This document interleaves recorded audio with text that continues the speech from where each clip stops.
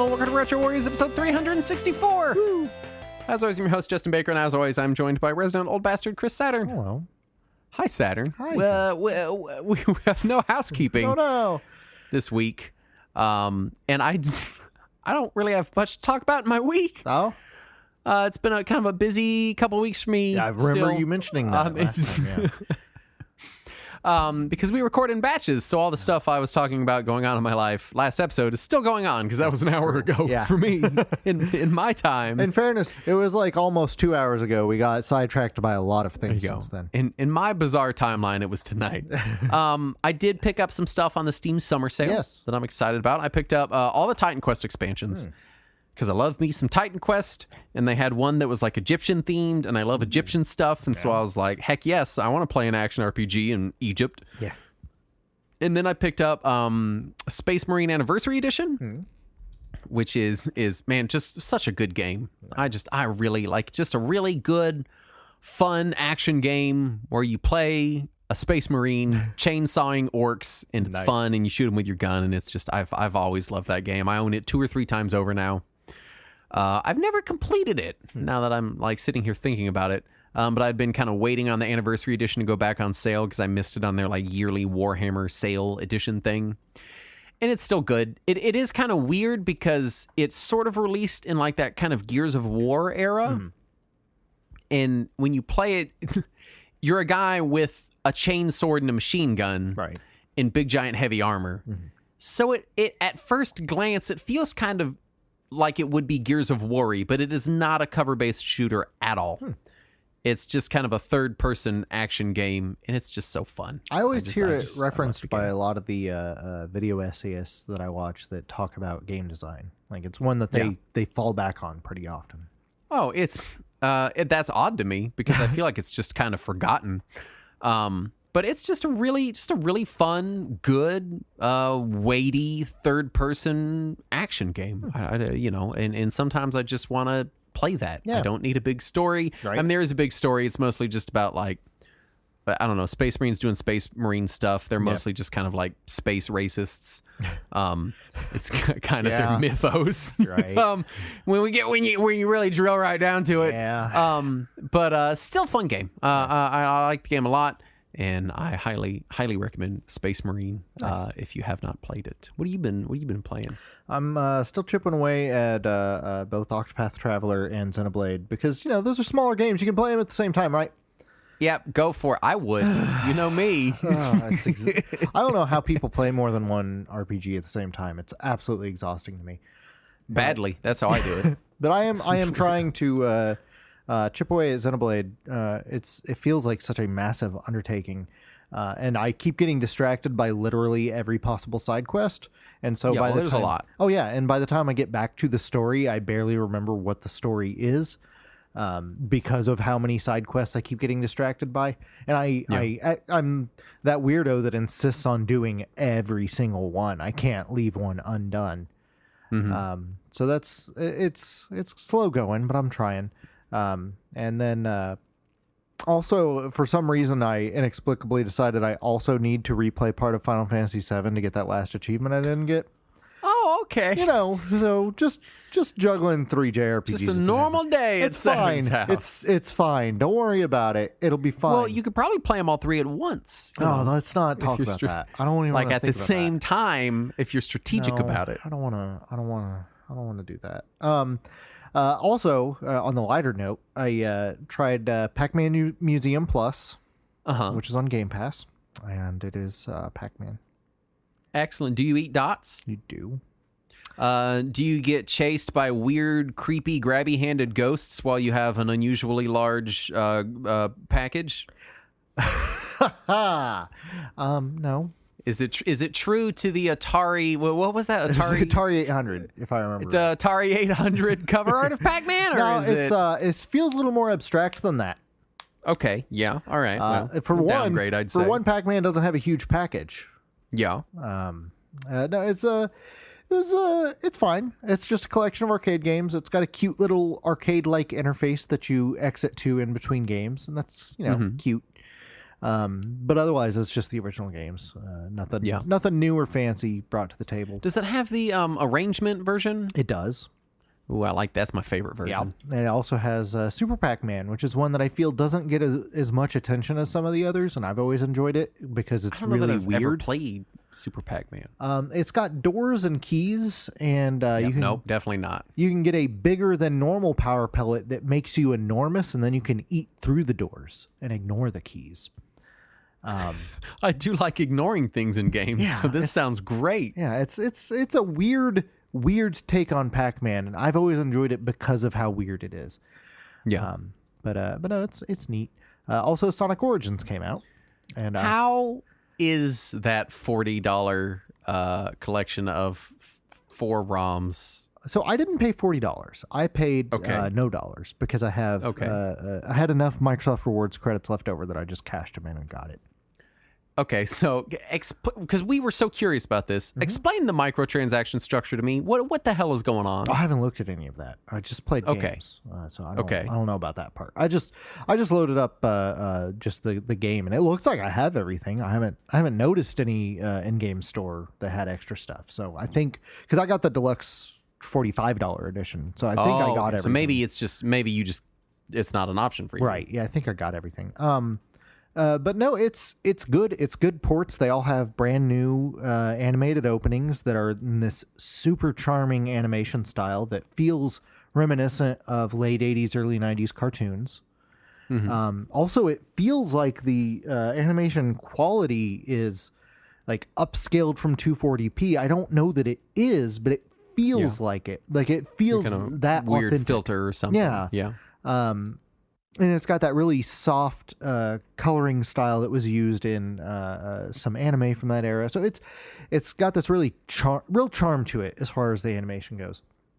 As far as the gameplay goes, it's Sonic. So it's the games that they were, and it is the better ports of them. It feels like they're using the mobile ports that are widescreen and optimized. The Christian Whitehead version, right? So you've got you got Tails and Knuckles available in each of the games, even in the games they weren't originally available in. You get the Spin Dash in Sonic 1, which is always great.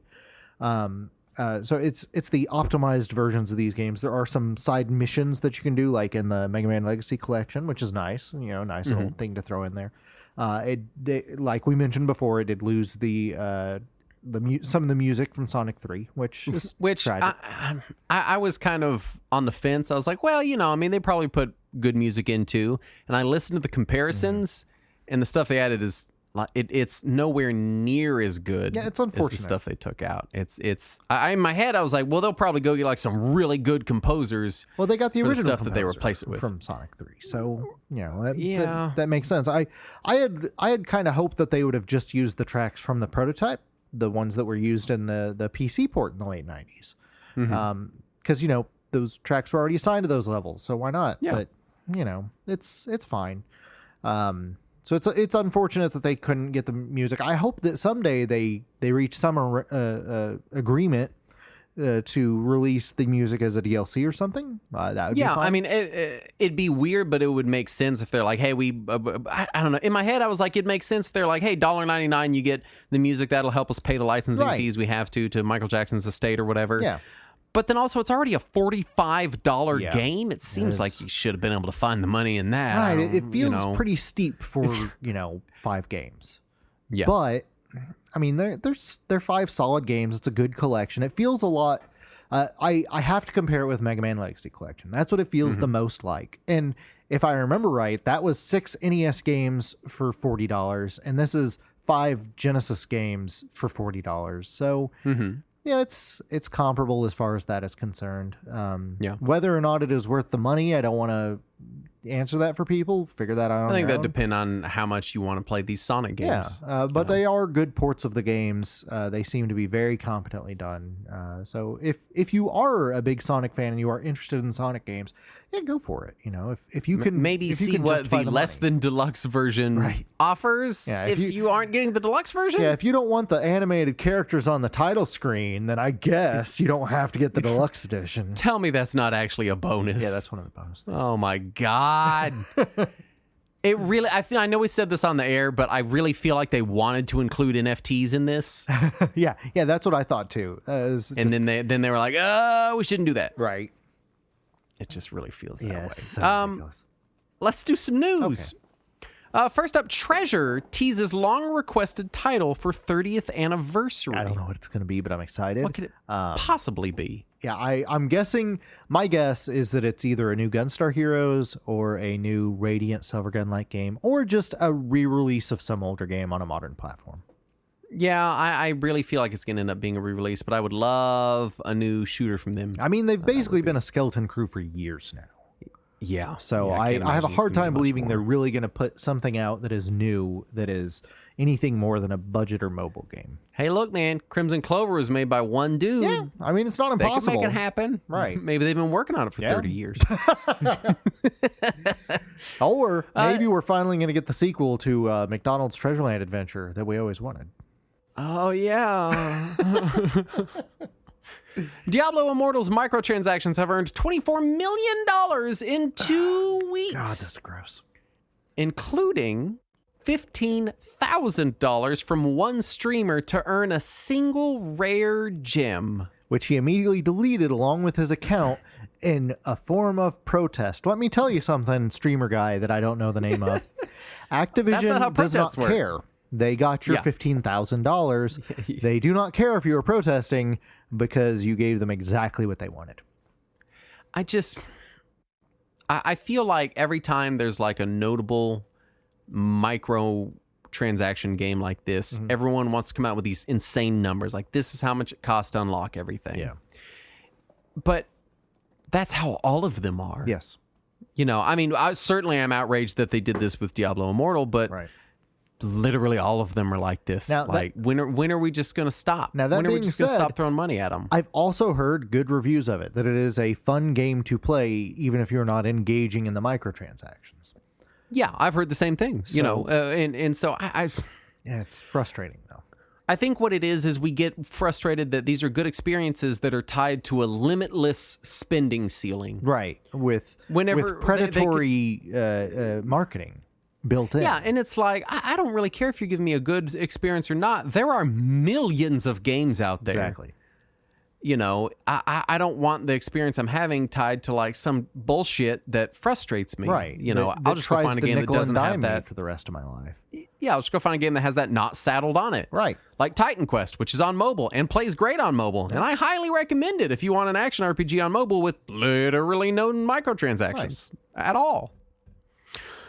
Jak and Daxter decompiled and ported to PC. These PC ports just keep coming. Yeah, and it looks like a great PC port too. They were able to incorporate graphic options into the PS2 games menu. So that you go to the pause menu, it has like a PC style graphics options menu, which that's really above and beyond. That's nuts. I give them huge props for that. Yeah. AM2R Studio reuniting for Bo Path of the Teal Lotus, an original IP search action game. I'm glad those guys are getting back together because we were just talking about AM2R not long ago. Yup.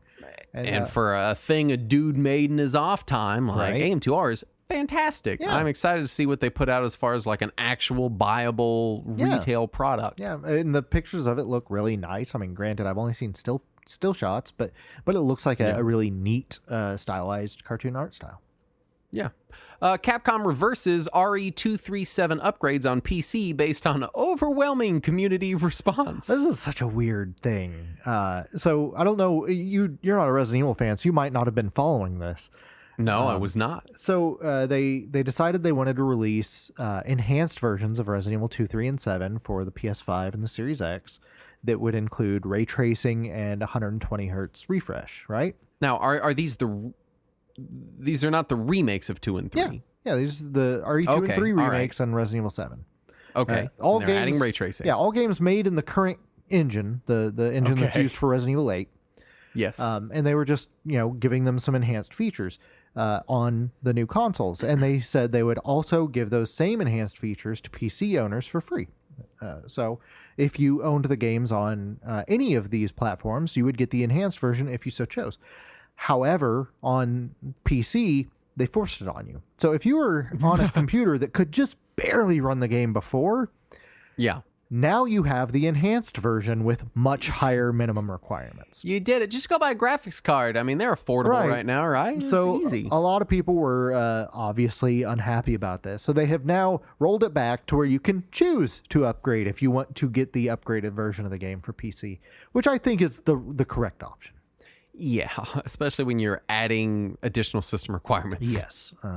One thing is part of the announcement of those, though, that I was super stoked about is they also announced they're adding a third-person view to Resident Evil 8, and I'm so stoked about it. I am so ready to finally get to fucking play this game that I bought. Atari announces Atari Mania, which has been billed by the media as a WarioWare-style mashup of classic Atari games, and I would like to know why they're disparaging the good name of what was that? The Nintendo one where they smashed up all the NES games. NES Remix or Nintendo NES Remix. Yeah, it was NES Remix. Yeah. Sounds more like NES Remix than WarioWare. Yeah, a little bit. Just putting it out there. Yeah, that's true. It's still a cool idea. Yeah. I'm glad to see stuff like this. Right. Also, give us Super Nintendo Remix, you cowards. Right. And I do think that there seems to be a new, or I heard that there was a new management team at Atari, and they seem to be moving in a direction that is more towards video games. And that's interesting to me.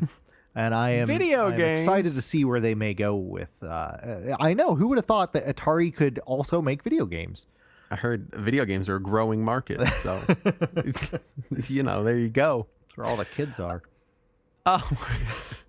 Tony Hawk 3 and 4 HD remaster was in development by Vicarious Visions before Activision fucking shit canned the whole thing because they're a bunch of goddamn idiots. Yeah, they God damn it, Activision. They collapsed Vicarious Visions into another Call of Duty studio, if I remember right. Jesus Christ. Tony Hawk 4 is my favorite. Yeah, well, now you don't get to play assholes. It because Activision. You giant assholes. Maybe Microsoft will revive that project. Who knows?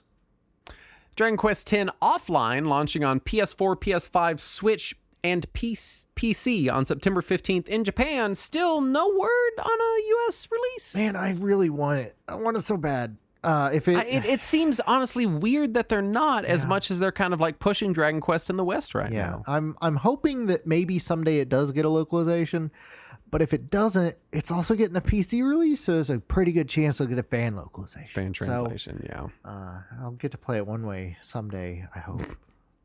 Retrobit and Sega announced the Big Six Genesis and Mega Drive controller. This thing is fugly as shit. So it looks like the old 3-button controller, which if we all remember, the Genesis Mega Drive 3-button controller is massive. And they just squeezed in the other buttons from the 6-button controller because there's plenty of room on that controller. It's not like it was short on space. Why the fuck are they making this? Apparently, it was highly demanded. And it is... By whom? People are excited about it. I mean, I got big hands, and let me tell you, that controller's too big for my hands. I mean, holy shit. And, what frustrates me about it is Retrobit, because I am increasingly under the suspicion that the reason why we have not gotten official Sega 6-button controllers for either Switch Online or the Genesis Mini is because of this deal with Retrobit. And I would rather Retrobit just fuck off and let Sega release 6-button controllers than release whatever the fuck monstrosity this is. Yeah. Well, hey, at least the Rockbiter can now play Sega Genesis. Big, strong hands. Finally, a fucking controller that fits. And Yuji Naka finally confirms that Michael Jackson wrote music for Sonic 3. The worst kept secret of all time. Oh my god. And the thing is, he so casually mentioned it as if he expected everyone already knew it, which we did. We did all already know it. But it was confirmed now. Yeah, now it is finally official confirmation from someone who worked on Sonic 3. And he showed a picture of him visiting Neverland Ranch from when it was happening. So finally, we can stop saying the rumored Michael Jackson tracks. We can just say the Michael Jackson tracks. So that's about time. And I was looking at it, apparently, like Michael Jackson sent in a tape of him beatboxing tunes to Sonic. That's who he was at the time. This is the 90s. This is what we did. We just beatboxed to Sonic. Which brings us to our topic at hand this week. We're talking cotton. Yes. which you'll know as Hank's dad from King of the Hill that had his shins blowed off in the war. I believe when we were doing After Hours for this month, we were like, let's do textiles. The theme is textiles. We got woolsey and cotton. And then we fucking did it. Yeah. So for people that didn't notice our textiles theme this month, for just these 2 weeks, really. there you go. Textiles for the month of June. And then I had to throw in the King of the Hill joke. That was important. We're not scraping the bottom of any barrels. No. Next month, colors. We'll see you then.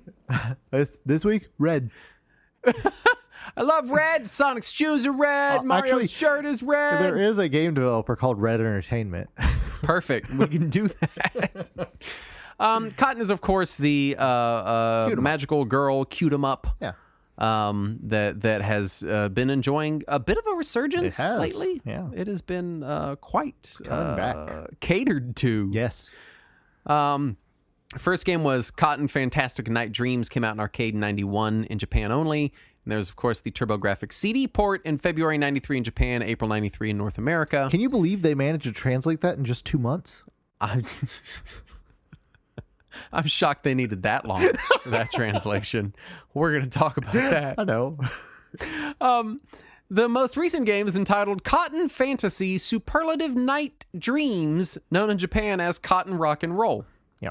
It came on PS4 and Switch 2021, International 2022, and is arcade forthcoming? Are they going to do an arcade? They are making an arcade. They have not yet put a date on it. It was supposed to be sometime 2022, but it may end up getting delayed into 2023. My first encounter with Cotton was around the time I was getting into the PC Engine, and I was just playing any and every PC Engine game. Yeah. And I was like, hey, I love textiles. And I put it in and played Cotton. And I was like, I don't like that. And you're like, this isn't textiles. She's wearing textiles, but that's it. And See, I like it didn't. What you thought you were going to play was Loom, which is a different game. There you go. It is a textiles game. I didn't super click with it. It was in whatever weird rotation I was in for a couple days, and then I moved on from it. That's it. What about you? Oh, okay. Yeah, that's it. I thought you were going to eventually talk about how you played more. No. Then we did this episode, so I played more of it. That's the whole thing. So yeah, I had in a previous episode, I erroneously had said that I thought that I had seen a import Sega CD version, and in retrospect, that was probably KO because it wasn't on Sega CD. They did have an import Turbo CD version because nobody could actually afford the domestic version, and I never saw the domestic version back in the day, despite the fact that I would have liked to. But no, I couldn't afford to play the game until emulation came around. So it was in the late 90s when I first, maybe early 2000s when I first got Magic Engine that I was able to play it. And then I later learned it was also on other consoles, so I tried the other console versions on emulators. And then mostly it went to the back of my memory until these recent re-releases, and I was like, I enjoyed playing some of that on the emulator, so I bought them. Yeah. And now I have 5 Cotton games on PS4, and I don't know how that happened. It's a lot. There's a lot of Cotton going on. It happened. And I don't know when it all happened. There's a whole lot. Yeah. As far as series overview, before we get into gameplay, which I have things to say about, we're just going to read straight from Hardcore Gaming 101 because, why not? If you're going to steal, do it out in the open. The early entries are fairly standard side-scrolling shoot-'em-ups and mostly rely on adorable pink-haired main character named Nata de Cotton, who rides a broom, attacks with magic spells, and has one of the most hilarious death screams in all of video game. I don't know that I would call it hilarious, but it more happens. than awful. I thought that was the weirdest thing for them to comment on, so I had to steal that quote because I was like, it was very strange, right? That's very specific. Let's talk gameplay because I assume they're all kind of really the same because not spoiler. Exactly, they are not the same, and we will get to that. But I want to focus on the first game because that's really where things started, and it gives you an idea. Night Dreams. Yes. So I was only able to play this one because I was on vacation. I had shit going on. Right. So I only got through to one. Happening. Yeah. And so I played this original. And I played it for 30 minutes. Got a few levels in. and had no fucking idea how it worked. I was like, it's a shmup. I can intuit a shmup. It's not that hard. And I had to message you and be like, Saturn, I don't understand what's going on in this game at all. Yeah. I mean, I've got nothing here. So I helpfully sent you the instruction manual. Which I thought you were doing to help me out. Turns out it was all a hilarious joke because the instruction manual for this game makes no fucking sense. It's practically useless.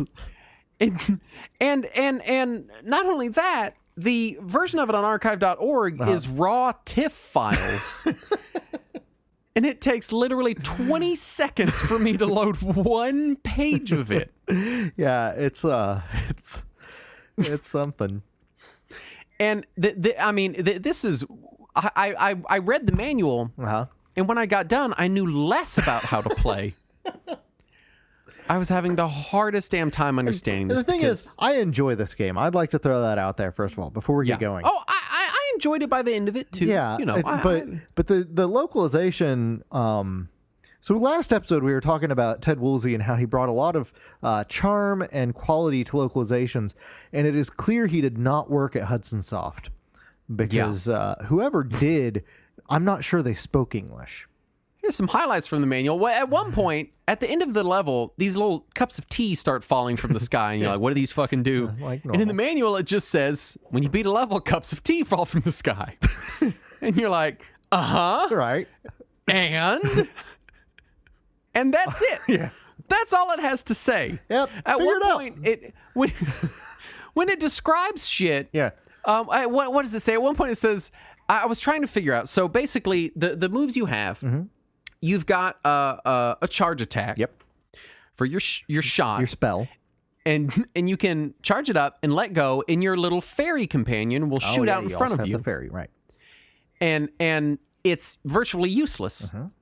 And so I was like, why do I want to use the fairy? The fairy makes no sense because I didn't realize I had to hold two buttons to use the spells. Well, you hold the other button to use the spell. Right. It's goddamn it. Yeah. And so, but pretty much one of the buttons, I held it down and a fairy shot out, and I was like, she doesn't do anything. So I read the manual, and it says, when you do this, the fairy flies ahead and wastes the enemy. What does that mean? Oh, here you go. Electro Bolt. Use the blue gemstone to zap the bad guys with 10 billion volts of electric destruction. They measured it. They added a lot of flavor, but not a lot of useful clarity. Flavor. Yeah. So it's a lot of it is like, I don't know what the fuck you want. Here it is. If you want the fairy or fairies to launch an all-out frontal assault, press and hold button 1 for a few seconds, then release. They'll latch onto the bad guys and rip them to pieces. I'm reading from the manual. Well, that's basically what happens. Yeah, that's it. So let's talk about this game. Okay, it is a shmup. Yes, and as you play, you're gonna pick up gems. Yep. And the most important but gems, they change color when you shoot them. Which I fucking hate that Twin Bee shit. Yeah. I hate that because usually, especially on the turbo, I've got turbo on. Right. So it's really hard not to hit them like 17 times when after they've already become the color you wanted. And they don't, and I don't know if this is just my perception or what, they don't seem to cycle through the colors. It seems the color they change to feels almost random sometimes. Yeah, it feels like sometimes you have to hammer on it for a while and maybe it'll become that color and maybe it won't. But it doesn't matter because then they plummet off the screen so quickly that it is a struggle to get to them depending on where they appeared. Because some games have this thing where you shoot a power up and it changes into a different one, or you wait a little bit and it changes into a different one, but it cycles through the 2 or 3 different power ups. Right.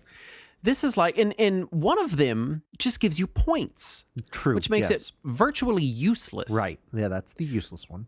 Now, the red and blue ones, when you pick those up, they do things. Yeah. You get spells, and then you can spend those gems to... Now, I want to say the other gems, the yellow and the orange one, they give you score and experience, if I remember right. Well, the orange one gives you experience, and the yellow one gives you score. Oh, I thought they both gave you both, but one gave you more than the other or something. Well, to be fair, I'm reading from the manual. Okay. So, Well, yeah, who so who fucking knows?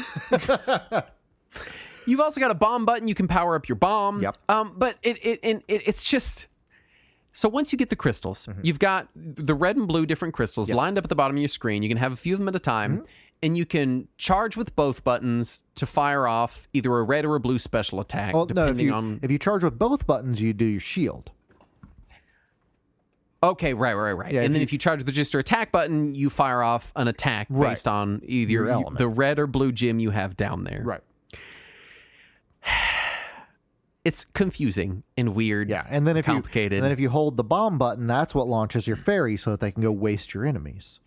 Tell me, why the fuck do I want to increase my experience meter? What does it do? It powers up all your abilities, your standard attack as well as your bomb. Is that what it is? Yeah. The higher level you are. Because I read the whole manual. Well, I noticed I was getting stronger, and I was like, is it my experience, or is it some of these power-ups? I don't know. Yeah, anytime you reach a new level, all your stuff gets powered up. However, dying drops you back to level 1. Which... yeah, and it takes a while to get experience up. It's not frustrating. Quick. So it's kind of this weird... What I don't like about the system is I don't like charge attacks as... So basically, your charge attacks are your big screen... Not even screen clearing, but your big attack and your big shield. Right. Which these are things you want to use in moments where you're like, oh shit, I can't get out of whatever I'm in. I need to use this special attack. But those moments happen so fast in shmups that you need to have gone into them already holding the button to charge it. Yeah, I wish that they were mapped to additional buttons, which obviously you can't do on TurboGrafx. You don't have that many buttons. But it makes me wish that this were on a system that had more buttons on the controller so that they could be mapped elsewhere so that you could have your turbo on when you're firing without having to turn it off to charge something up frequently, which is my biggest frustration in this game. Yeah.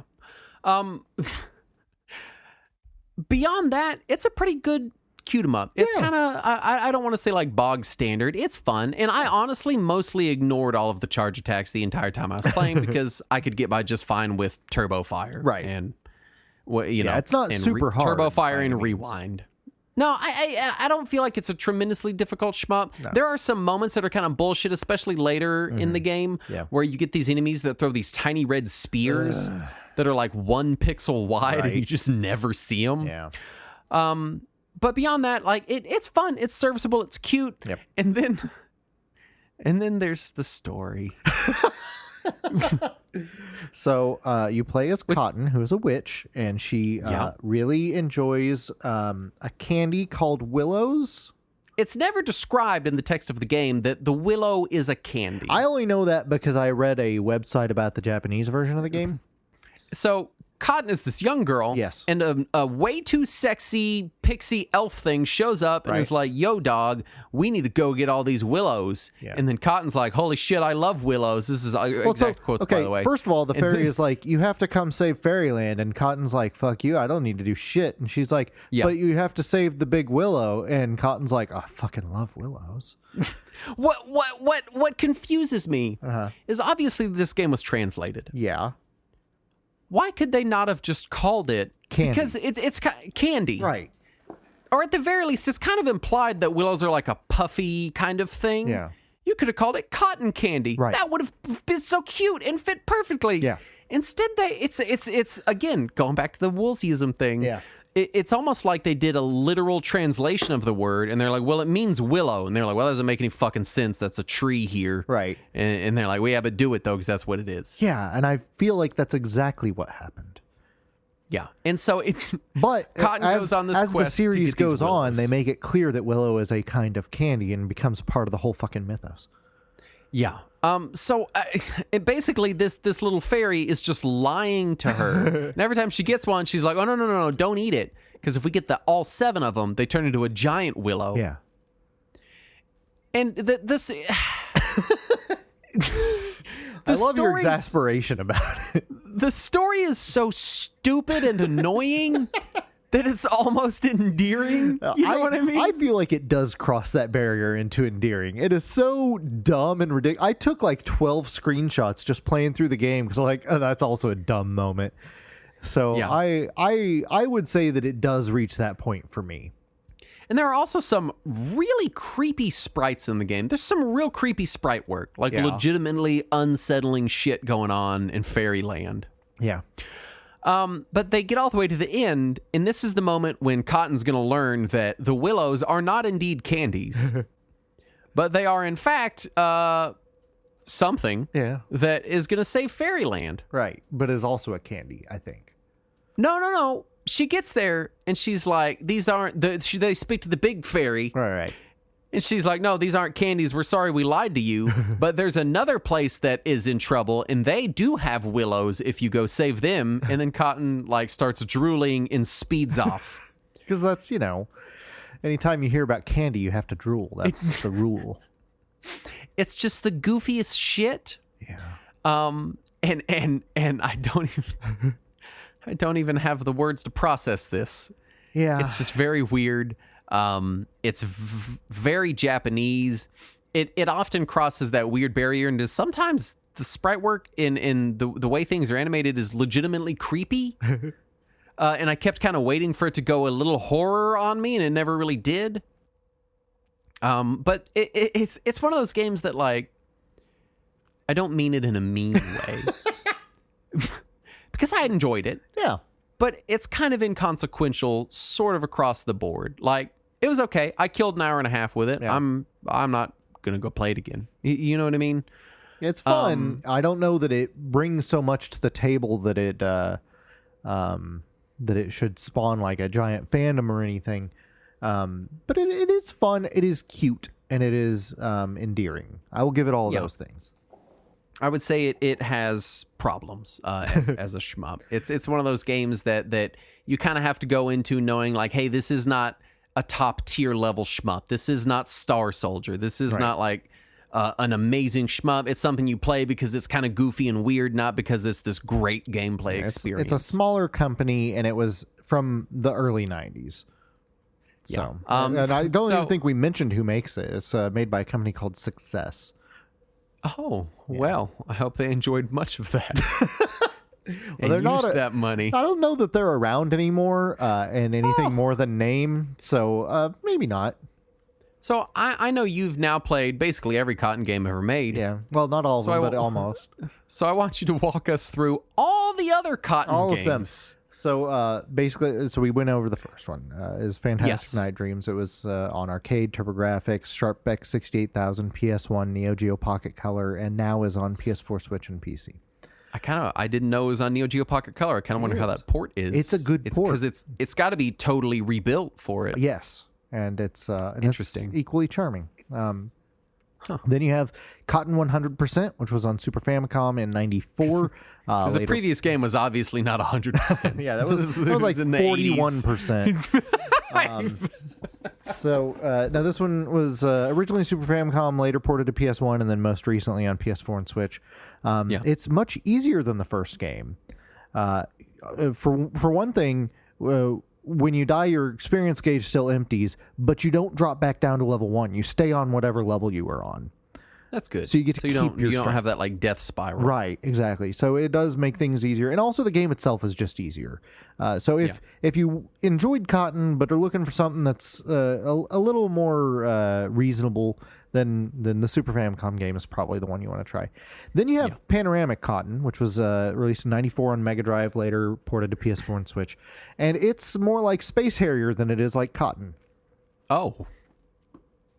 So it's interesting. It's got that behind the player view, the over the shoulder, which I've always found just untenable. Right. As far as play, like I like Space Harrier. Don't get me wrong. I've played a lot of Space Harrier, but it's like I can't like process the perspective. I've learned it is my least favorite kind of shmup. I just get hit by shit randomly. I think that's like right in front of me. I think that's why I also never got into Star Fox. I've just never been into that perspective for some reason.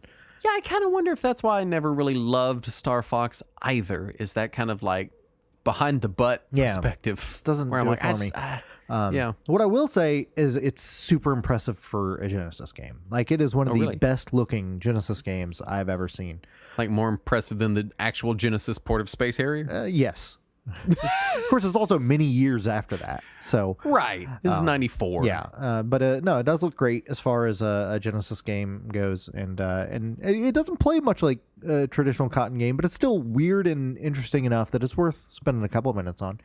Right. Then you have Cotton 2 Magical Night Dreams, which was released in arcades in 97 and later ported to the Saturn. You get a life bar, you get additional weapons that you can find. So it's a little more manageable because of the life bar, if nothing else. And then you also have Cotton Boomerang Magical Night Dreams, which is kind of a sequel to Cotton 2. God forbid they just call it 1, 2, 3, 4. Because Cotton 2, Yeah. in a Rambo type situation, is the fourth game. Cotton. Yes. And I guess you could even say, Panorama Cotton was something different, Yeah, but it's a even then, spin-off. it's still the third Cotton game. Yes. God damn And it. then following the fourth Cotton game, which was Cotton 2, is Cotton Boomerang, the fifth Cotton game, which is the sequel to Cotton 2. Yeah.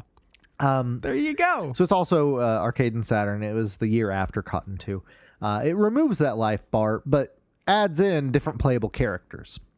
Okay. It also removes the experience bar, so now weapons power up as soon as you grab a gem. So it's more like a Star Soldier, where you just grab a gem and instantly you're more powerful.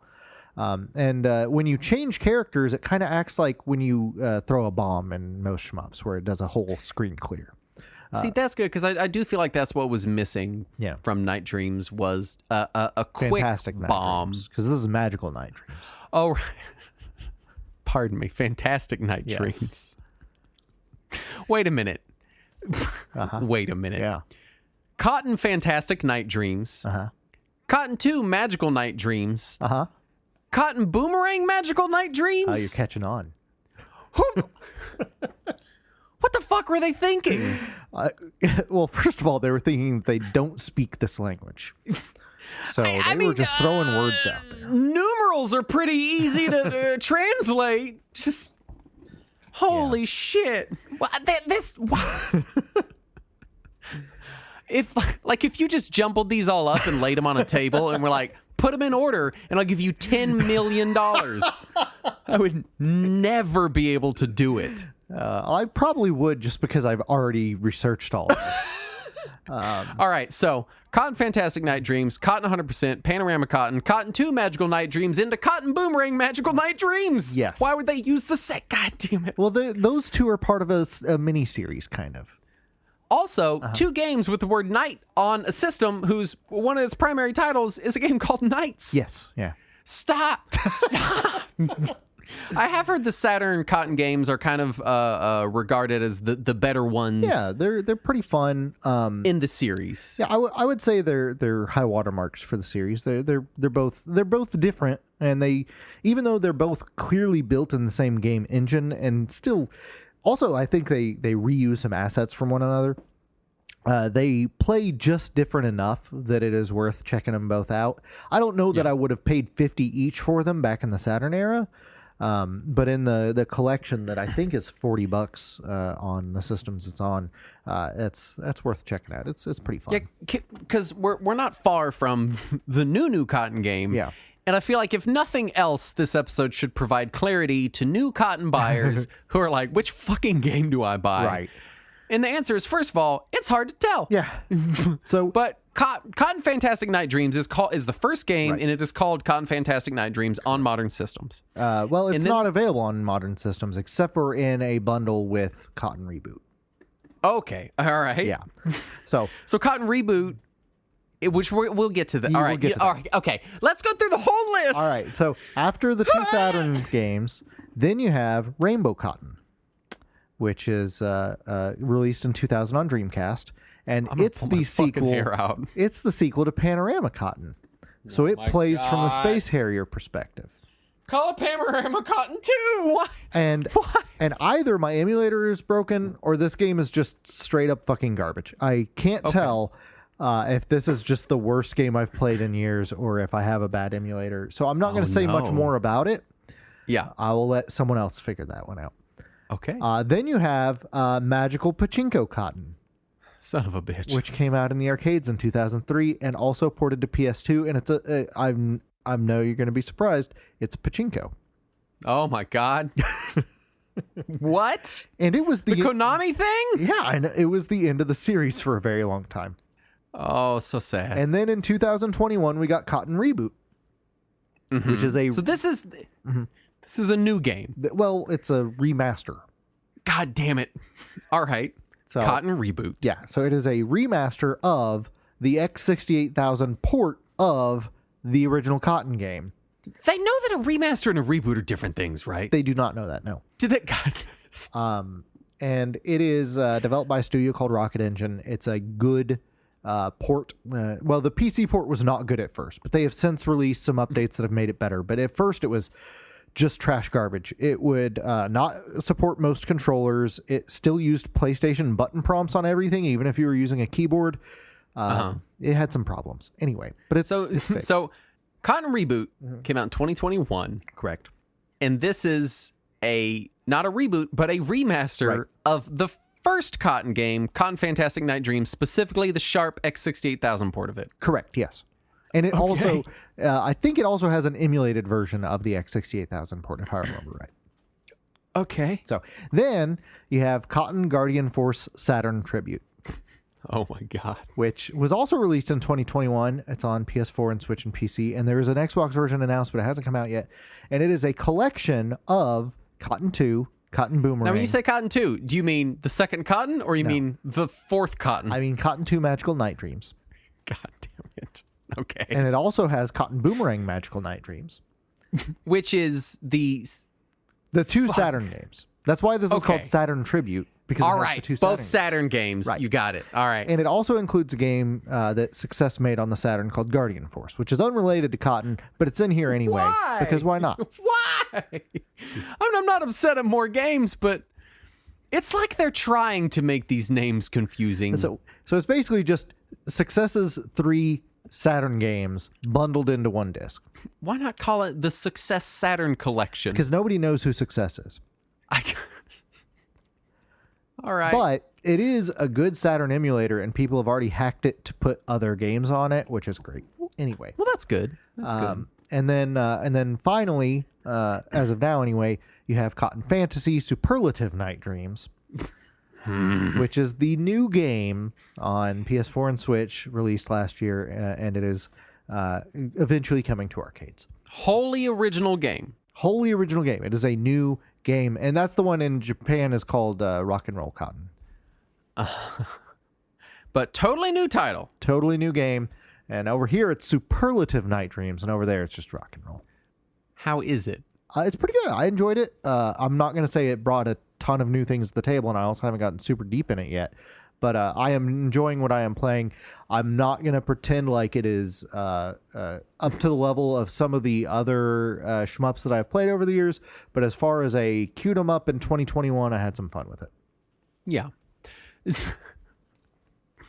I went on Steam because I wanted to see if I could kind of make sense. Because I was going to get, when they first announced the first game, which was Cotton Reboot, That was the first of the new ones that came out. And I was like, oh, maybe I'll get in on that. And then it was like $50. And then pricey. they announced 70 or 80 more Cotton games. Right. And I was like, I can't make sense of this. Yeah. So on Steam, you've got Cotton Reboot. Yes. You've got The Cotton Guardian 2 Force Saturn Tribute. Yeah. Well, they're separate on Steam. Oh, right. Yeah. It lists the 3 games in the tribute as 3 separate releases. Yeah. Yeah, so I see Cotton Boomerang, Cotton 2, and then also some game called Trouble Witches that features the characters from Cotton. Yeah. They licensed them. Yeah. But I don't see the new one. Right. That one's not on Steam. Okay. It is not on PC at this time. Holy shit. Yeah. Plus, they re-released Cotton 100% and Panorama Cotton for PS4 and Switch on their own disc or cartridge, despite the fact that it's just an emulated version of the Super Nintendo and Genesis games. Please tell me what to buy. Because I cannot. So, you've played all the new ones. Yes, on my PS4. At least a little bit. Yeah. So someone's coming in, they're like, hey, it looks cool. I saw 1 or 2 or 50 of them. I don't know. Which one should I get? 1 or 2 or any? 50. If I had to recommend one of the recent ones for somebody who's not played it before and is just wanting to try it out, I'd probably say the Saturn Collection. Just because it's giving you 3 games, it's giving you some stuff to play around with. If you like it, then try one of the others. But honestly, I would probably tell anybody who's looking at any of this, wait for a sale.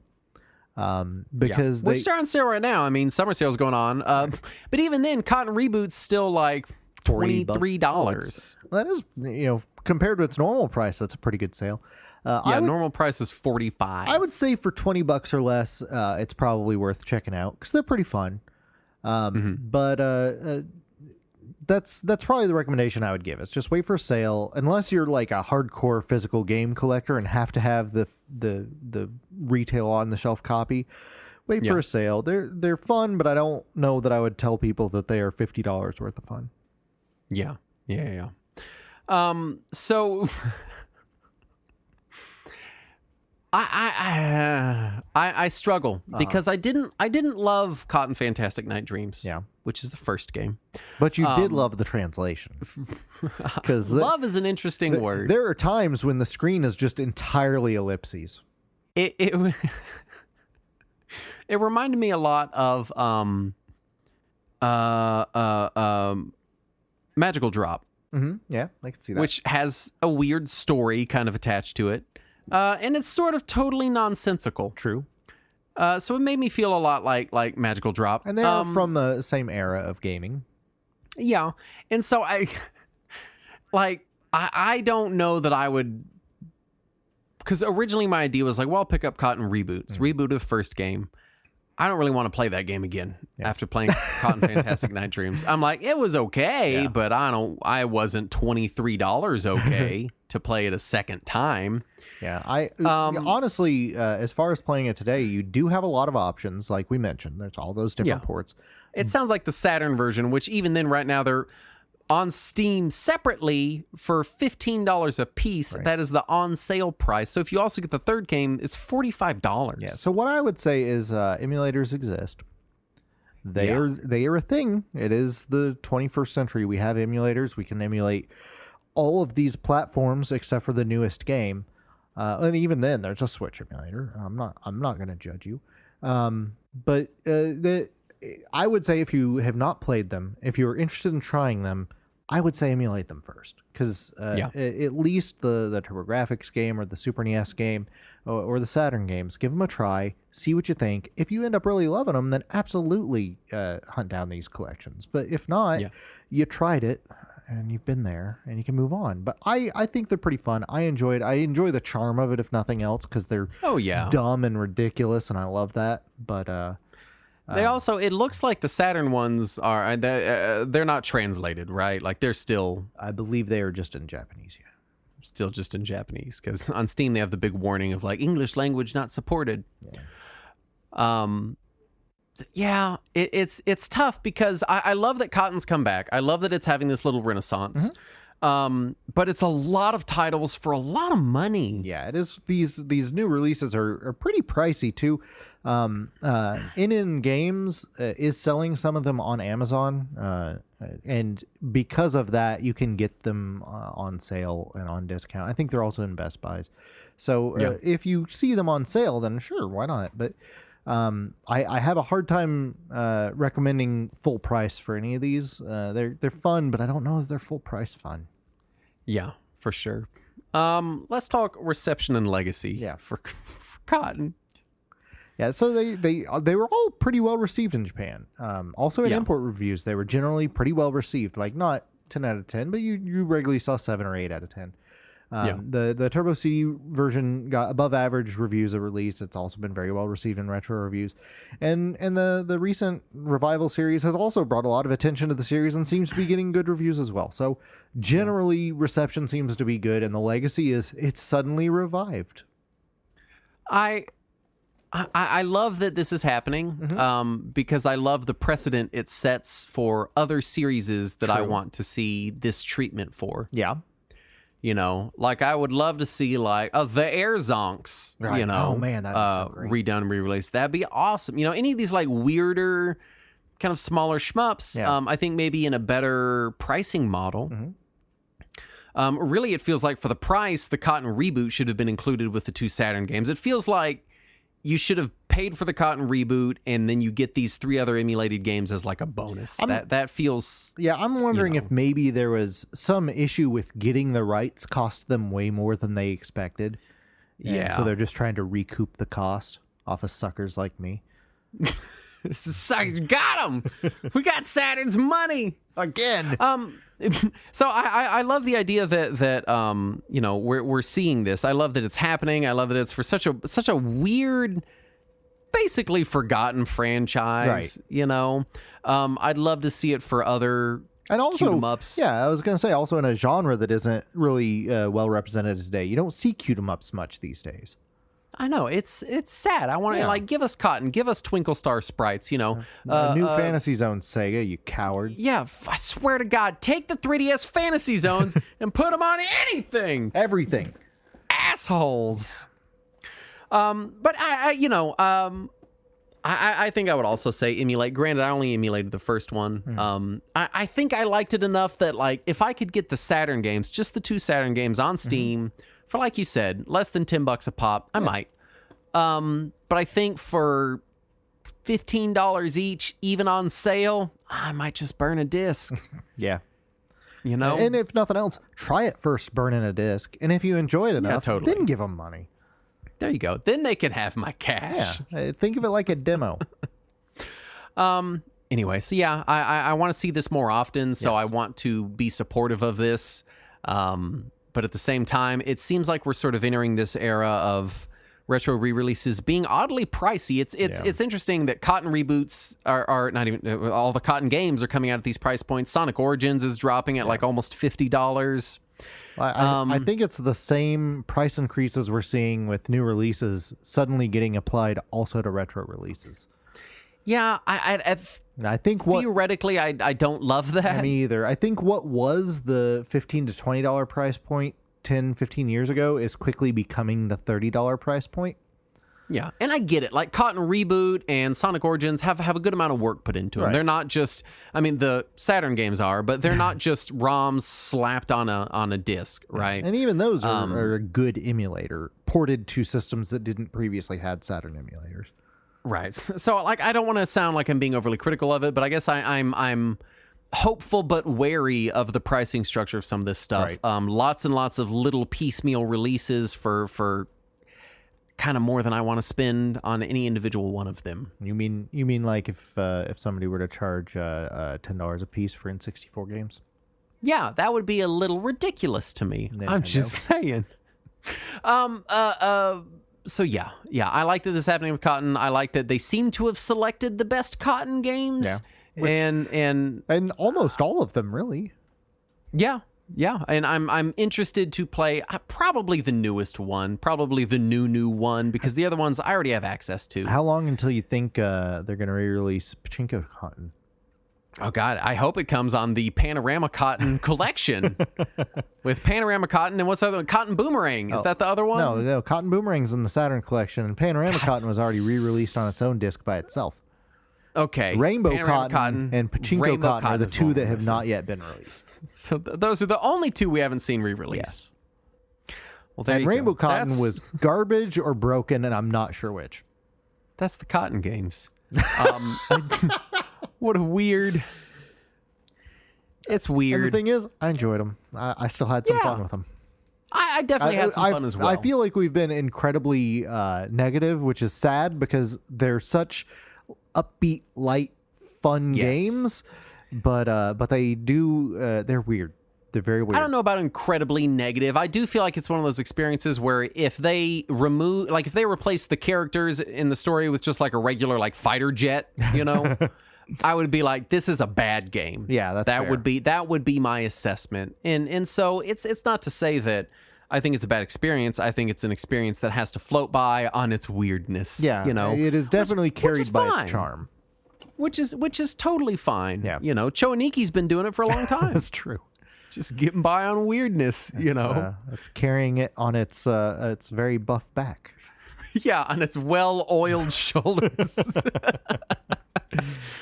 And if you want to carry us on your well-oiled shoulders, then you can go to patreon.com/retrowarriors and get uncut versions of this show, Talking Wizards. You can kick us $1 or $2 if you like the show, if we bring value to your life, if our content creation brings value to your experience. Are we content creators? Is that what this is? Technically, it's content. I don't like the phrase. I usually just say podcaster. Right? That feels But very technically, this is content. Yes. And people are consuming it. So we have to talk about people consuming our content. Consumers. And so if you'd like to improve your parasocial relationship with us, then maybe check out our Patreon or our Discord. Yeah, that's the real parasocial fucking hang out relationship, all where you day long. Actually can chat with us all day. And we do. We don't stop talking in there for the most part. I don't think Discord's even a parasocial relationship. I think I just a think of social everyone in the Discord is just my friends. Right? I'm like, I Same don't here. talk to anyone else but you guys. So, you I'm know. with you there. Anyway, we do want to thank the following patrons for their kind donations, starting with Mark Schwicken Die Hoffmeyer. And Lil Bunny Fufu 89. Suffer. I don't know why that got. Atari 2600 consultant Marlowe 221. Vince the ShamWow guy. Adam Williams. What is a name? A miserable little pile of letters? Platform agnostic. Alcoholics Anonymous. And Chris. Are all the patrons we want to thank. Thanks, Alcoholics Anonymous. Your kind donation. Thank you for other things too, you know. I'm glad we could help you out in your trying times. Anyway, thanks so much for listening. We'll be back next week. And as always, let us cling together.